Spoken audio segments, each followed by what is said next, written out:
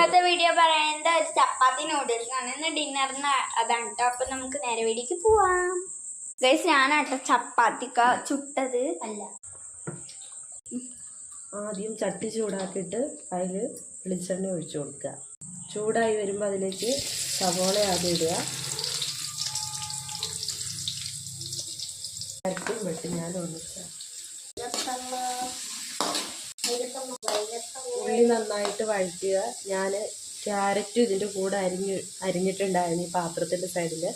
അതിൽ carrot 1-2 piece ഇതിൻ്റെ അകത്ത് വീണിട്ടുണ്ട്. ഇതൊന്ന് വാടി കഴിയുമ്പോൾ ബാക്കി ക്യാരറ്റും അതിൻ്റെ അകത്തോട്ട് ചേർക്കാം കേട്ടോ.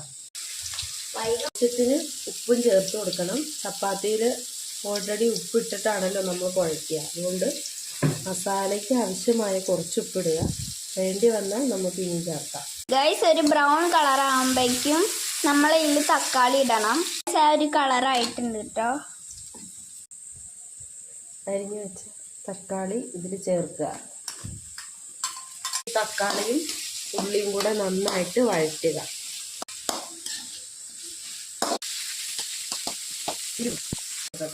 അല്ല ഒന്ന് വഴന്ന് പറയും. അതിലേക്ക് ഇഞ്ചി വെളുത്തുള്ളി പേസ്റ്റ് ഇടുക. ഇഞ്ചി വെളുത്തുള്ളി വേപ്പിലയൊക്കെ ചേർത്ത് കൊടുക്കുക. നമുക്ക് മല്ലിയില ഉണ്ടെങ്കിൽ മല്ലിയില ഇടാട്ടോ. അതിപ്പോഴല്ല, ലാസ്റ്റാണ് ഇടുക. ഞാൻ 2 കറിവേപ്പില ഇട്ട് കൊടുക്കുക.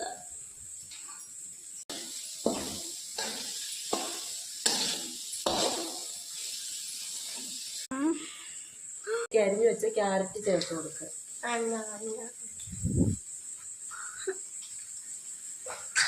എന്നിട്ട് നന്നായിട്ട് വഴറ്റുക.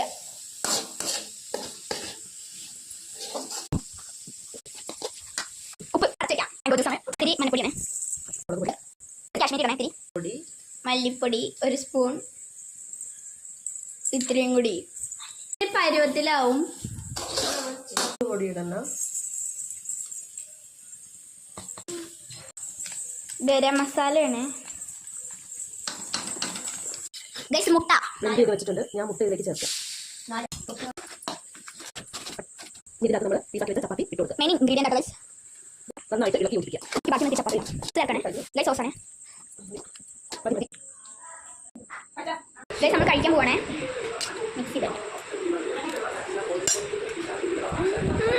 നമുക്ക് ടേസ്റ്റ് ഉണ്ട്. ഇന്നത്തെ വീഡിയോ ഇഷ്ടമല്ലേ